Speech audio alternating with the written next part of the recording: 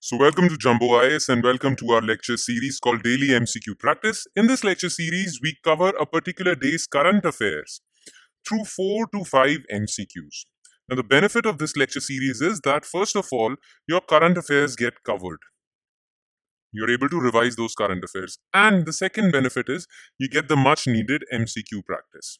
So if you make this lecture series a part of your daily routine, you daily practice 4 to 5 MCQs with me, well, by the end of your prelims or by the end of your preparation and by the time you're ready for your prelims examination next year, you would have covered more than 1,000 MCQs from current affairs alone. And I'm not talking about static subjects like polity, history, geography, economy. No, I'm talking about current affairs alone. Okay, so if you want to solidify your current affairs for your prelims examination, well, this series is a way to go. All right. Okay, so make this lecture series a part of your daily routine, and we'll straight away jump to question number 1 for today.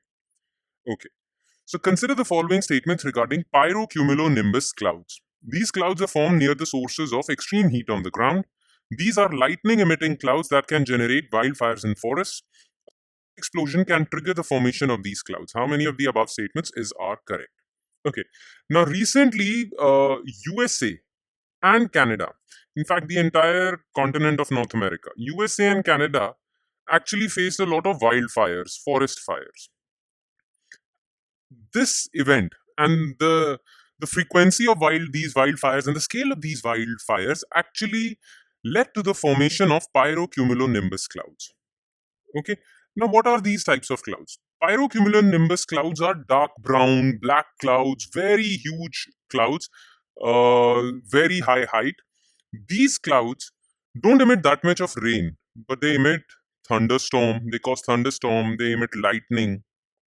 And because of their lightning, they lead to fires in nearby areas. So wherever their lightning strikes, it leads to forest fires there.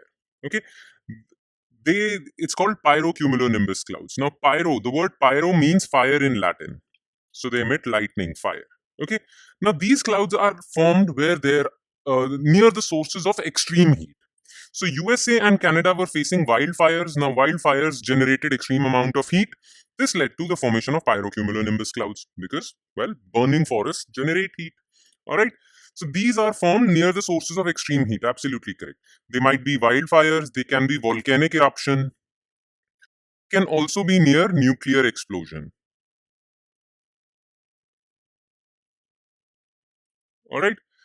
Now they emit lightning, that's why they can generate new wildfires also. So this is also correct, this is also correct. All three statements are correct. All right. Question number 2. Which of the following statements regarding Rashtriya Vigyan Puraskar are correct? Launched in 2018, these awards recognize extraordinary achievement in the field of science. These awards have replaced most of the science awards in the country. It has a special category of award called Vigyan Yuva to recognize young scientists under the age of 30. Okay. Now, last year, Rashtriya Vigyan Puraskar were constituted. Last year, that is in 2023, and 2024 will be the first year where these awards will be given. So they were not launched in 2018. Okay, but yes, they are released or they are given to recognize extraordinary achievement in the field of science. So this part is correct, but this launched part was false, and hence first statement is false. Now, most of the scientific awards given by the government of our country, okay, they have been subsumed under this Rashtriya Vigyan Puraskar. So there were many awards that recognize scientific achievements. They were replaced with Rashtriya Vigyan Puraskar. So this is correct. Now, under Rashtriya Vigyan Puraskar, RVP, 4 categories of awards are given. Number 1 is Vigyan Ratna, like Bharat Ratna. Okay, so Vigyan Ratna is kind of a lifetime achievement award for any one scientist. So a scientist who has contributed a lot throughout his life is given Vigyan Ratna. Then there is Vigyan Shri, like Padam Shri. So it is given for extraordinary scientific discovery, very big scientific discovery. Okay, then there is Vigyan Yuva. This is given to scientists who are young, less than 45 years of age. Okay. Now you might say 45 years is not young, but it is kind of young. Okay. So it is for 45, not 30. And the fourth award is Vigyan Team. So it is not given to one individual scientist, it is given to a team. So for example, this year Vigyan Team Award was given to the entire team of Chandrayaan 3. Okay. So because it was written 30 over here, that's why this statement is false. Only 2 is correct. Okay. All right. Question number 3. Following statements. The event of weigh-ins before every contest is generally found in all types of combat sports. Okay. Extreme weight cutting just before the competition is banned in the Olympics. Now, as you all know, recently Vinesh Fogart lost because she disqualified in the weigh-in. Now, what are weigh-ins? Look, all combat sports are categorized according to weight class. Now, what are these combat sports? Wrestling, boxing, judo, okay, etc. So all these combat sports are categorized according to weight class to make sure that the competitions are fair. And these weight classes, for qualifying in any weight class, you have to qualify the weigh-in. Now, weigh-ins are generally conducted before a match. Okay, so Vinesh Fogart basically she was disqualified in the weigh-in for her final bout. Okay, now weigh-ins are generally found in all combat sports because all combat sports are categorized according to weight class. Now, extreme weight cutting just before the competitions, well, all athletes are guilty of this. Okay, all athletes, to make their appropriate weight class, to qualify their weigh-in, they cut their weight extremely in a very short span of time. Okay, within 2 days, they'll cut 5 kgs, 6 kgs. Okay, now this is bad also, but they do that to qualify for their bouts. Now, this thing is not banned. Okay, in fact, Vinesh Fogart lost 2.5 kgs in one night. That is extreme weight cutting. It is not banned, but many experts are saying that it should be banned because it's very bad for the health. So right now it is not banned. Okay, so this is only one.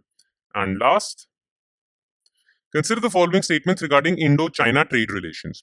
India's import bill from China is around $100 billion, out of which 60% is in engineering and electronic items.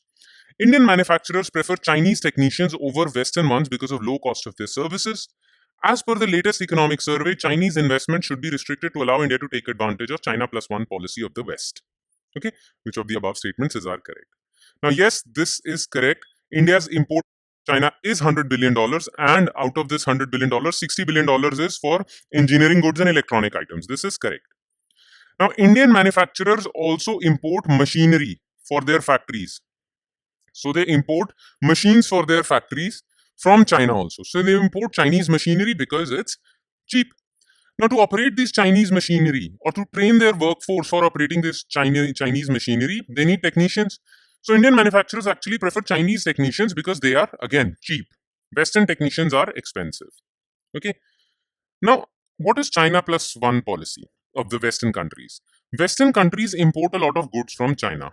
But right now they want to finish their relations with China, Western countries like US, UK. So they are looking for other countries where they can import goods from. This is known as China plus one policy, that currently they are importing goods from China. But search of other countries also from where they can import goods like India, Vietnam, and other countries. Okay.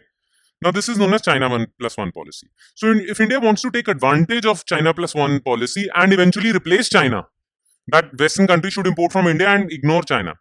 Then for that, our economic survey says that we need to encourage Chinese investments.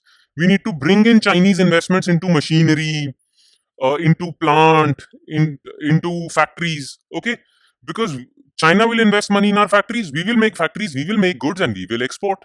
So we should encourage Chinese investment, not restrict. So economic survey says encourage, not restrict. So this is false. Only 1 and 2 are correct. Option A. All right.